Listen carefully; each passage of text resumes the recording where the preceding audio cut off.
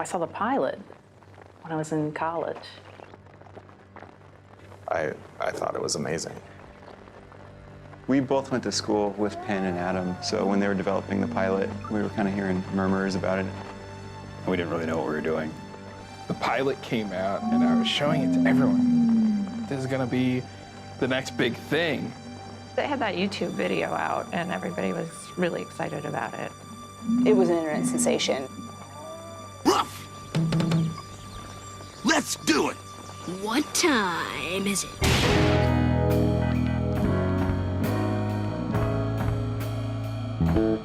There was a small group of people who were really enthusiastic. And it wasn't that small a group of people. I mean, it was, but just internet style. It wasn't 1 billion people, it was like 1 million only. A lot of people I worked with were like a lot older, and they were like, I don't understand this. A few people were sitting around in the office and we were watching it, and one guy said, well, I kind of don't get it, but Gendy Tartakovsky, who used to, who came over with us, who did Dexter's and Powerpuff Girls and all that stuff, he basically said, oh, this show's gonna make it. All the younger generation was super excited and thought it was like amazing, and this whole sort of new way of telling stories and doing stuff. And then I think older generations were like, they knew the younger generation really liked it, and they didn't really understand it, but they knew that there was something really magical about it, so they were really excited about it from that angle. I remember when I saw the pilot, I was instantly like, oh, well, they're gonna make this, and it's gonna be a huge deal.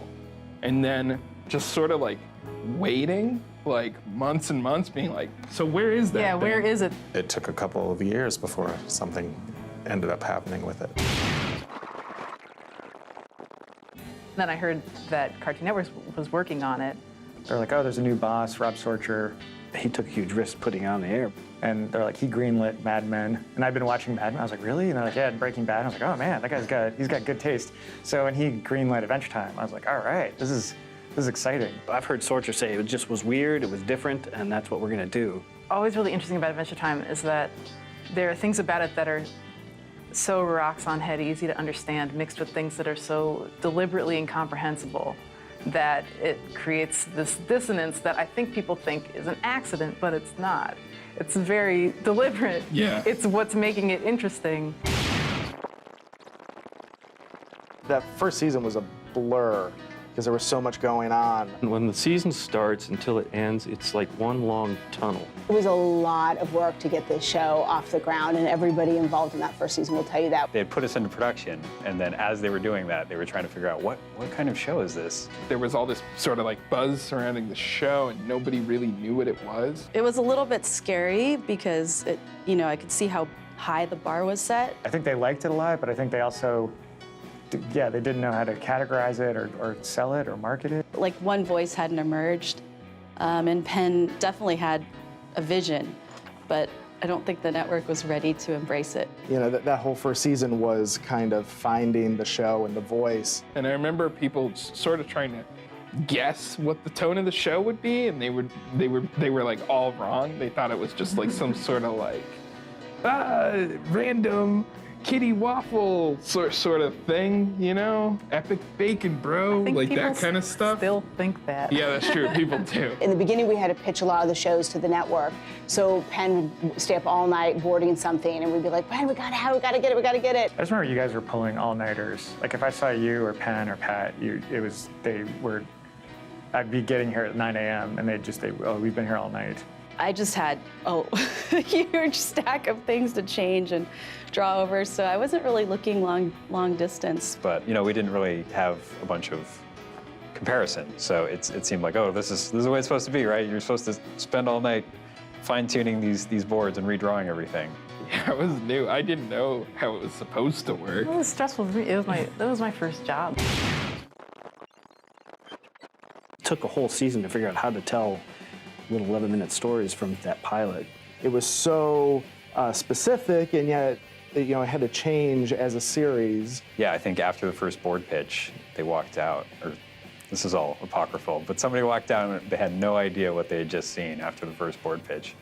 And that's when we kind of knew that we might be in trouble.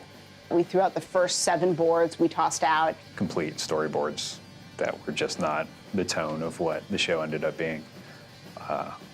And yeah, that was intense. You see a lot of cool things get tossed out and a lot of things that didn't work. I think several times it seemed like, well, it's over. They're done. And they brought in some ringers. Yeah. You know, like some really like people that are like well respected. There's a lot of stuff to prove and a lot of people to sort of put at ease. But when we had to throw out all those episodes, it was basically starting all over again. Yeah. But I wasn't there for that part. I was upstairs on Flapjack, and I would just sit. There used to be a hole, and you could sit there and you could look down on the second floor, and I'd like listen to you guys talk and stuff, and I'd be like, oh, I wish I was down there. Yeah.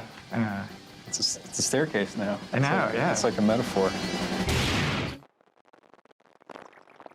The way we felt on first season was just things were messy, and there's always that possibility that the show won't really make it.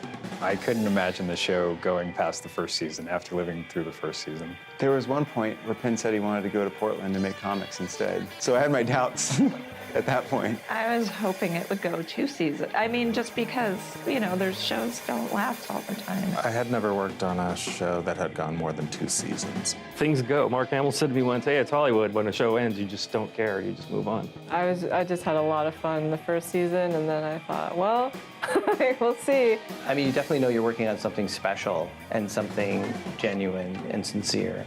But is it going to resonate with the world, and the audiences are going to pick it up and feel the same way?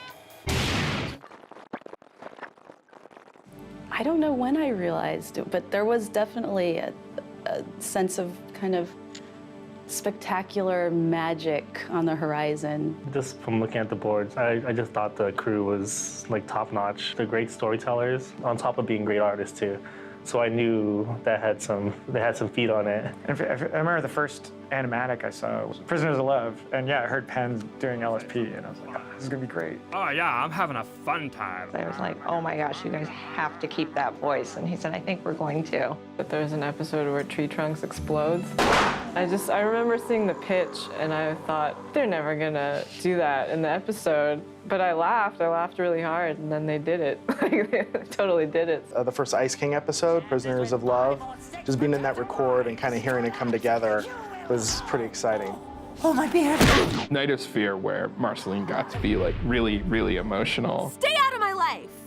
You're not even alive. I don't know, for me it's like, it's all sort of like coming together. And I kind of realized like, oh wow, they're really touching on some very interesting aspects of the human condition that I hadn't considered could be put into a kid's cartoon before. For me, the moment I knew that this show was very, very unique was the Lich episode. And I remember watching the animatic for that. I was thinking to myself, holy moly, I can't believe an animated series on a network is going to end a season like this. I remember watching it with my son, and his reaction was like, he was just like, what? You know, they're like poets. They like were approaching it from this different direction that wasn't so like A to B. It's sort of like an umbrella with which a whole bunch of things can live under. So it's not as specific as some shows. You know, it's sort of a mindset or a philosophy.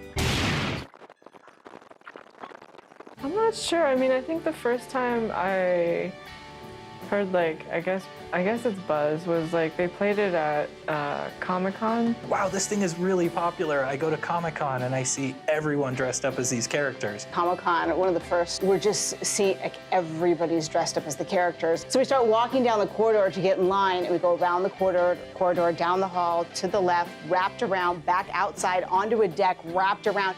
It's the first show I've ever worked on where when people ask me what I'm working on and I tell them Adventure Time, they know what the show is. Yeah, you worked on shows where you mention it to somebody and they go, yeah, whatever. I don't know anything about it. Yeah. It didn't seem real at first until I was traveling someplace. I was in Florida and people found out and they were asking me for my autograph. I'm like, I don't even do anything exciting on the show. My mom's a school teacher, so like at the very beginning, she would tell me as it started to grow, kids are drawing the characters on their papers that they're turning in. And I said, who are they drawing? And she's like, this dog and then the ice guy. Costumes start showing up, you know, Halloween time. Start seeing Finn and Jake everywhere. But I did not realize how fast and how far. You know, when I started seeing like, you know, trains covered in Adventure Time characters in China and stuff, I was like, whoa. I'd never seen anything like this before, on this level, internationally. it's kind of taken on a life of its own. Like when you see, we have balloons in the Macy's Thanksgiving Day Parade, we're like, oh, when wow. you start seeing merchandise. Yeah. And when you start seeing people wearing this stuff in public. It connects with younger kids, younger audiences than older audiences. I remember early on thinking, oh wow, he figured out how to create a cartoon that reminds me of what I thought an adult was like when I was 12. One of the board artists, Tom Herpick, got a phone call from a little girl, and we all got to hear this message, and she was like, I can't believe you did that. I just can't believe you did that. So it sounded like he broke her heart, basically, when, because PB and Finn kiss, but then she grows up. Excuse me, Finn. And then at the end, she was like, I just love it so much. So it was actually that she was so happy she was crying. You can make a story that is like that funny and that upsetting simultaneously, that's even a thing anybody can do. It was like a new avenue.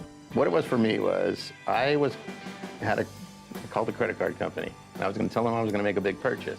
Oh, I see it by the phone. You work at Cartoon Network. You know the show called Adventure Something? And I said, yeah, it's Adventure Time. That's my show. Well, she was saying how her son watched it. And then what happened was she started watching it. And then it got to the point where she started showing all her friends. And she said, now it's a bunch of 40-year-olds standing around the water cooler that talk about Adventure Time. So I thought, oh, this show's going to be pretty big. It's still shocking to me, really. The recognition, they know this world that I have spent the last 6 years of my life, helping to build and being a part of. It feels like it's a magic trick that if we think about it too long, it'll just kind of fall apart.